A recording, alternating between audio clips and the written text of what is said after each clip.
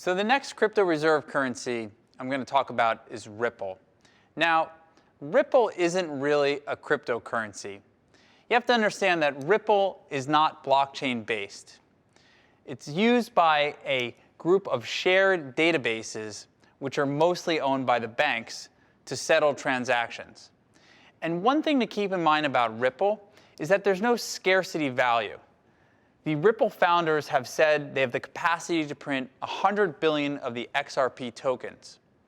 And in the Bitcoin world, you have scarcity value. Bitcoin can only issue 21 million tokens. So far, 18 million have been issued.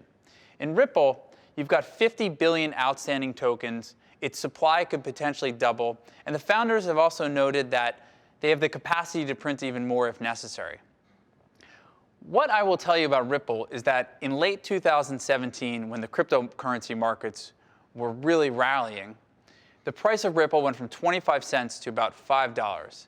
And that left a lot of blockchain experts really scratching their head because, like I said, there's not much scarcity value in Ripple tokens.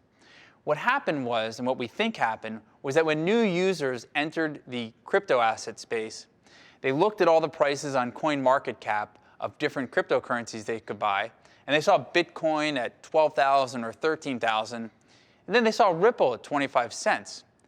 So in the newbie investor's mind, they might look at something being 25 cents as more valuable than something that's priced at 10,000. And they didn't even consider that there's no scarcity value to Ripple. And so speculators drove the price of Ripple up to a price that, and a market cap that almost eclipsed Bitcoin's.